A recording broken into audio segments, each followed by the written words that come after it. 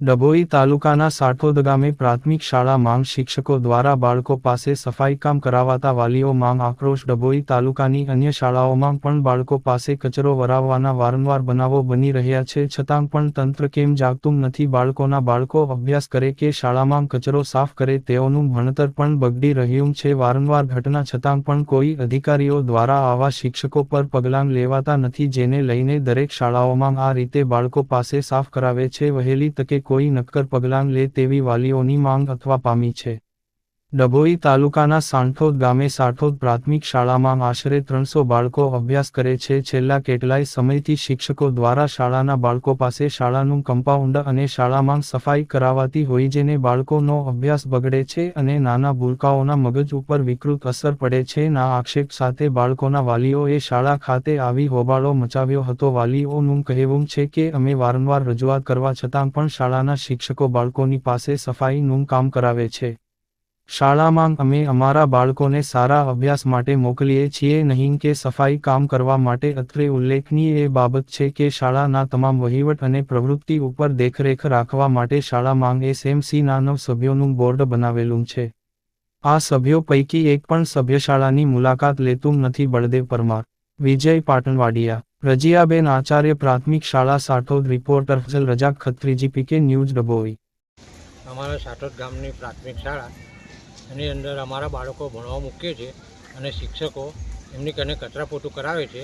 અમે વારંવાર કીધું પણ કોઈ માનતા નથી અને એમને કામવાળીઓ રાખ્યો છે પણ કામ એમની કને કરાવે બાળકો જ કને કરાવે છે। એ પગાર આપીએ છીએ કે અમને સરકાર 1800 રૂપિયા ગ્રાન્ટ આપે છે તો એની અંદરથી અમે 700 રૂપિયા શૌચાલયના લઈએ છીએ અને 500 રૂપિયા સફાઈના લઈએ છીએ પણ શૌચાલય તો બધા એવા ને એવા ખરાબ ને ખરાબ છે। શૌચાલય પણ અમે તપાસ કરી કોઈ શૌચાલય સાફ કરેલ નથી।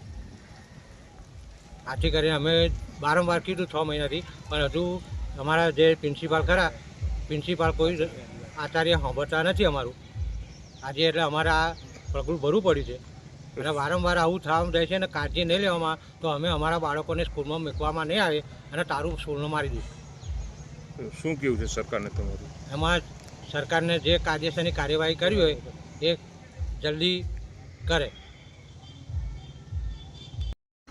અમારા સાઠોદ ગામની પ્રાથમિક શાળા છોકરાને ભણાવવા મોકલીએ છીએ પણ એમને કચરો વરાવે છે। કોણ રજૂઆત કરેલી છે? સાઠોદ ગામની પ્રાથમિક શાળામાં છોકરાને ભણવા મોકલીએ છીએ પણ એમને સફાઈ કામ કરાવે છે। કોણ કરાવે છે? પ્રિન્સિપાલ। તો શું કેવું છે તમારા બાબતે?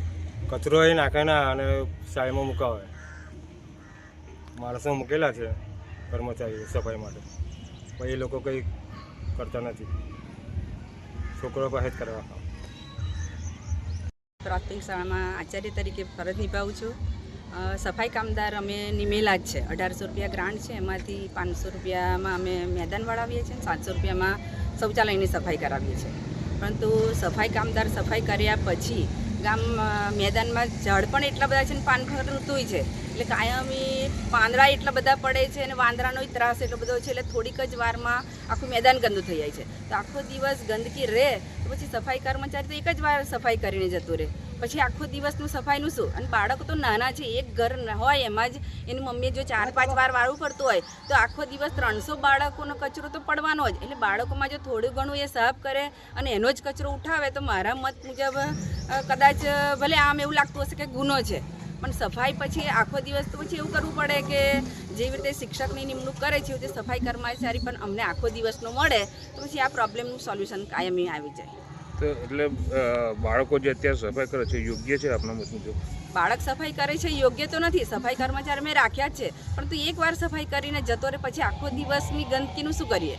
એટલે બાળકો જોડે સફાઈ કરાવીએ એટલે એ પછી કચરો બાળક ઉઠાવે છે।